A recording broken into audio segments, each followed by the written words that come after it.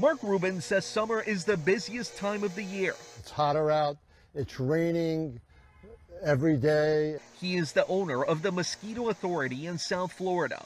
There seems to be more and more mosquitoes, more and more calls. Now the CDC is issuing an advisory after seeing 5 cases of the mosquito-borne illness, malaria.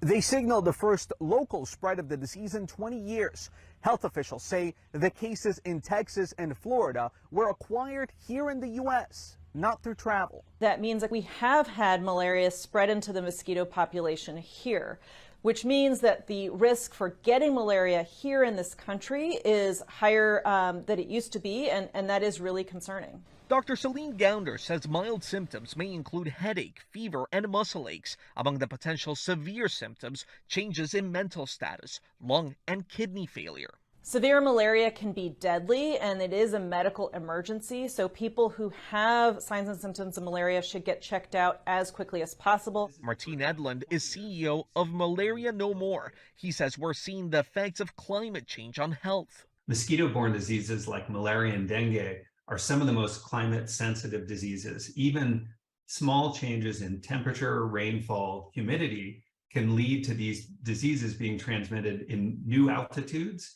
and new latitudes. Prevention is critical. Removing standing water and cover skin with clothing and appropriate repellent.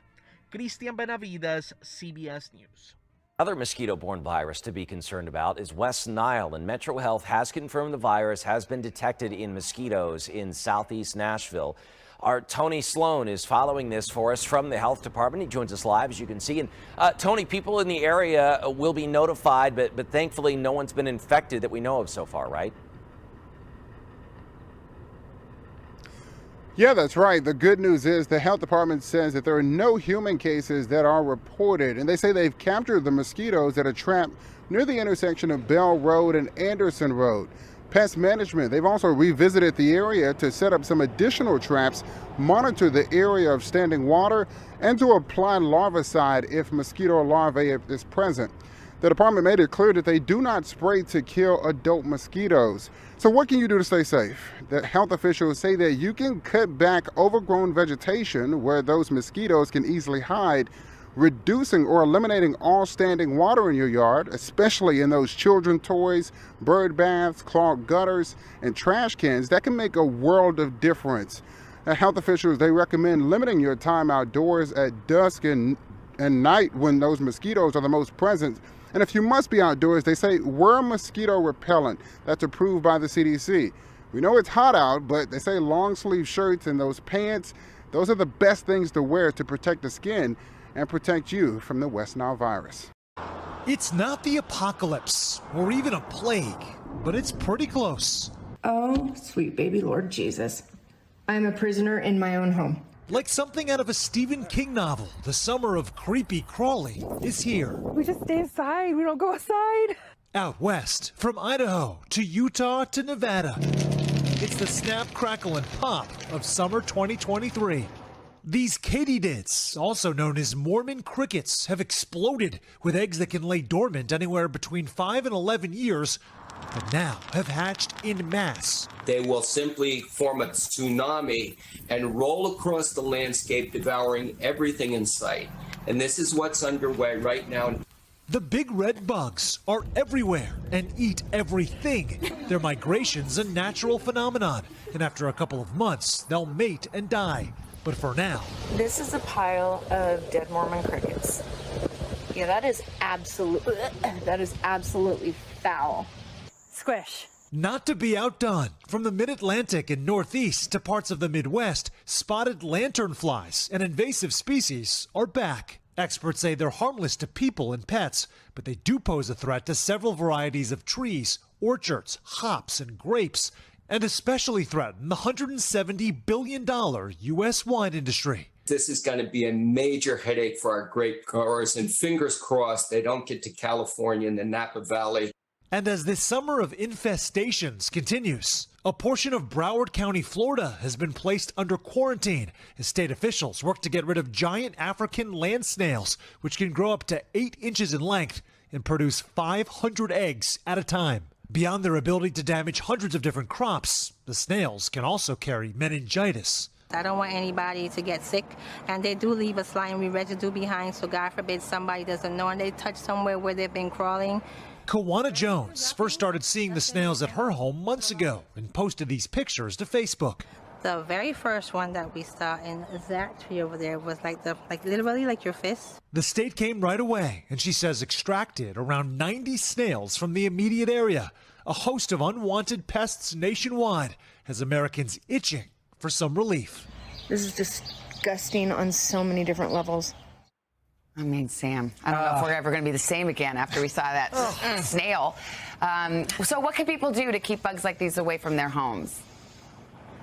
Sure. So good question, Savannah. When it concerns lanternflies, the time to act is right now because they lay their eggs in September and October. So what you're going to want to do is get a pest spray technician to come out there and to spray all of your landscaping down. What they can do is actually inject insecticide into the tree. They can also seal the bark. The snails like damp wood and plaster, so you want to stay on top of maintenance around your house. And that fencing and sealing cracks can help to keep out crickets. Now, when it concerns the lanternflies, again, the good news here is that nature does appear to be taking its course. They are developing natural predators, cutting down on the numbers, but you might say they're still a little bit out of hand for the time being. I'd say so.